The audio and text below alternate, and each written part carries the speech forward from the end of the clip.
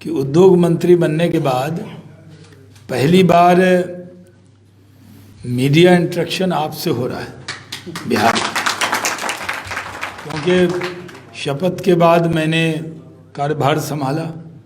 कार्यभार संभालने के बाद दूसरे दिन फिर मुझे एक बैठक के लिए दिल्ली आना पड़ा और उसके बाद गरीब नवाज के दर पे हाजिरी देने के लिए आज मैं आया।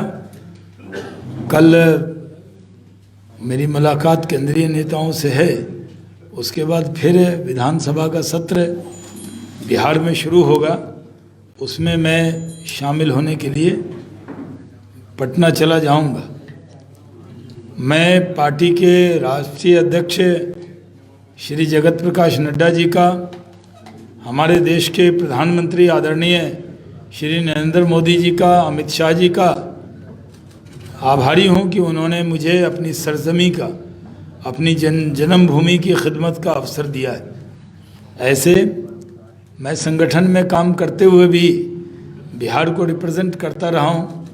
मैंने 6 लोकसभा का चुनाव बिहार की सरजमी से ही लड़ा है और बिहार से ही हमारी पहचान रही है।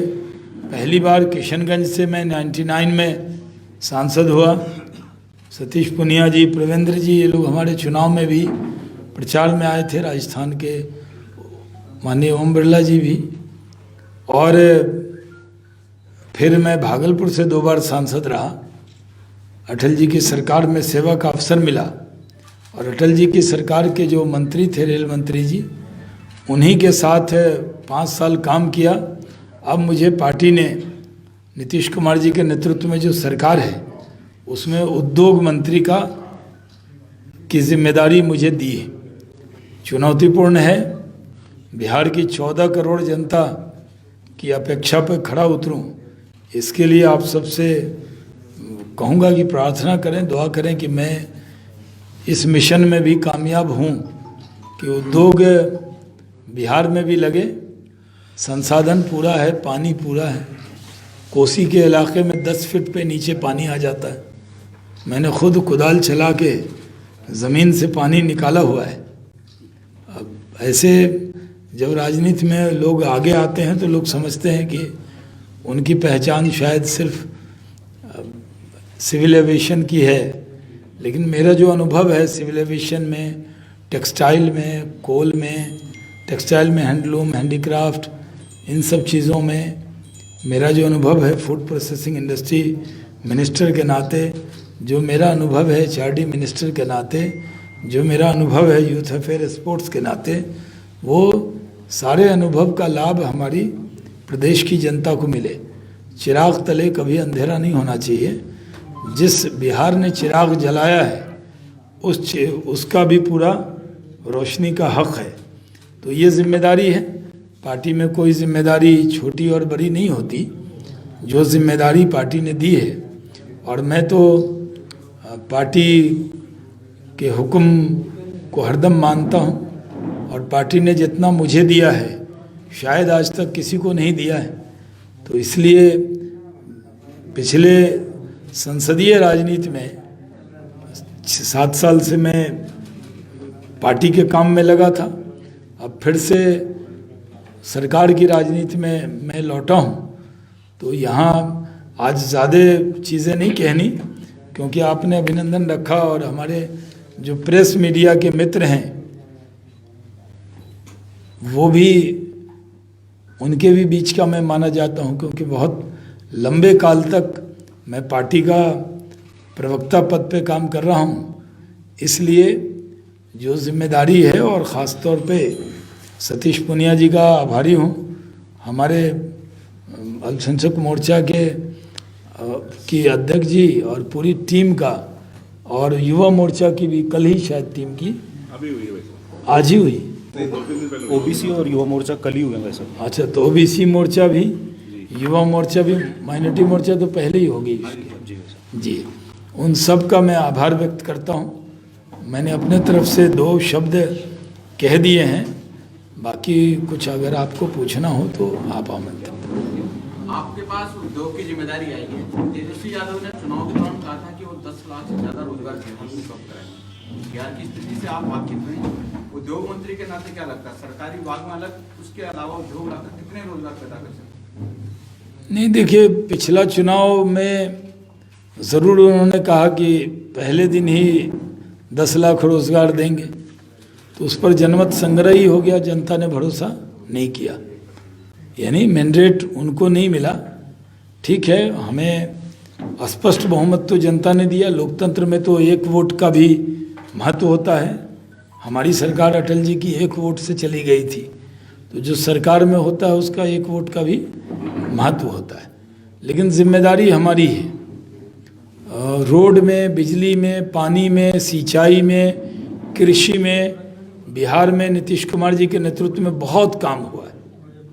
अब ये उद्योग का जो क्षेत्र है, इसमें भी मुख्यमंत्री नीतीश कुमार जी के साथ मिलकर रणनीति बनाएंगे और उद्योग लगेगा तो रोजगार पैदा होगा।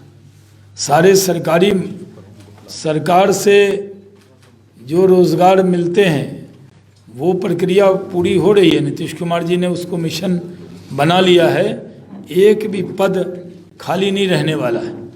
लेकिन सिर्फ सरकारी नौकरी ही नौकरी नहीं है, जब उद्योग लगता है तो हज़ारों लाखों लोगों को रोज़गार मिलता है।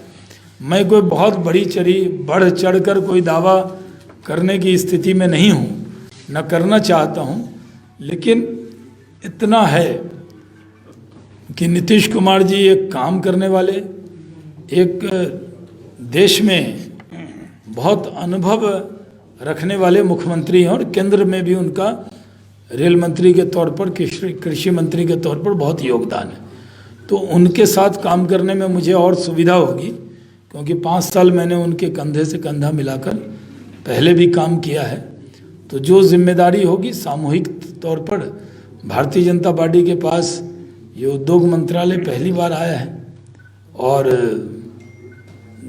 हमारे नेतृत्व ने जो मुझे जिम्मेदारी दी है, तो मैं राजस्थान में भी जो लोग उद्योग लगाते हैं उनसे अपील करूंगा कि बिहार में आप भी आ सकते हैं। बड़ी तादाद में राजस्थान के लोग बिहार में रहते हैं और जितने भी चैम्बर ऑफ कॉमर्स हैं या मैं समझता हूँ कि राजस्थान के बाद हर जगह बिहार में बड़ी तादाद में राजस्थानी है और वो हमारी इकोनॉमी की रीढ़ की हड्डी है। तो इसलिए मुझे पूरी उम्मीद है कि राजस्थान में भी जो लोग चाहेंगे कि जैसे आप देखिए मक्का होता है सबसे ज़्यादा बिहार में, और वहाँ से जाता है पंजाब और कई जगह स्टार्च बनता है, यहाँ तक कि राजस्थान आता है। तो हमारे यहाँ चीनी मिल बहुत सारी बंद हुई, लेकिन इथेनॉल की बहुत ज़रूरत है।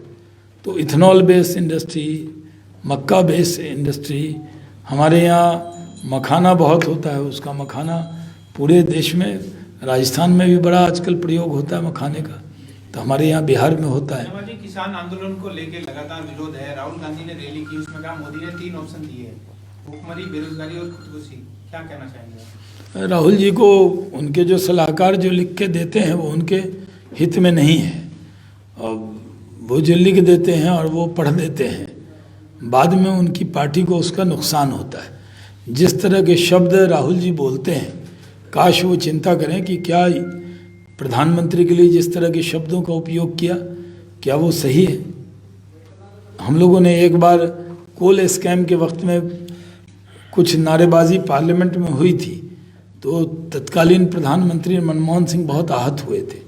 लेकिन देश के प्रधानमंत्री नरेंद्र मोदी जी के लिए अपने ही देश का विपक्ष इस तरह की भाषा बोलता है, ये दुर्भाग्यपूर्ण है। किसान के मुद्दे पर हमने साफ तौर पे कहा है, प्रधानमंत्री जी ने पार्लियामेंट के फ्लोर पर विस्तार से बातचीत की है। वही हमारी पार्टी की लाइन है, वही सरकार की लाइन है। किसान हमारे दिल में बसते हैं, वो हमारे अपने हैं, वो किसी के बहकावे में ना आए। जो भी कानून सरकार ने बनाया है वो उनके हित में बनाया है। मैंने भी एक नहीं अनेक डिबेट में किसान नेताओं के बीच में ही कहा है कि कौन सी बातें एतराज़ है, न मंडी ख़त्म होगी, न आढ़त ख़त्म होगा, न MSP ख़त्म होगी। तो ये ईगो को भी ख़त्म कीजिए। सिर्फ ईगो बनाना कि कानून वापस लो। और पहले कहा जाता था, आप ही लोग कहते थे सरकार बहुत अडिग है। सरकार तो 4 कदम बढ़ी है। हमने कहा कि हम 1.5 साल के लिए स्थगित करते हैं, आपसे विचार विमर्श करके कानून बनाएंगे। हमने एमएसपी की बात, गारंटी की बात कही है। अब हर चीज़ पर शर्तें लादने से बातचीत नहीं होती। बातचीत का मतलब होता है बातचीत, एक तरफा बात को बातचीत नहीं कहते।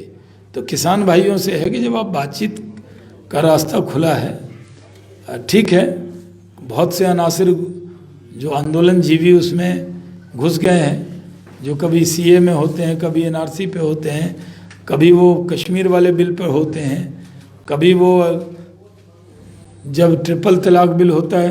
तो ये ऐसे लोग हैं जो हर आंदोलन में जाते हैं। मीडिया का तो समझ में आता है कि हर आंदोलन में आपका जाना ज़रूरी है, क्योंकि आप पत्रकार हैं, लोकतंत्र के चौथे स्तंभ हैं। लेकिन कुछ लोग जाते हैं आंदोलन में और बात बनाते हैं।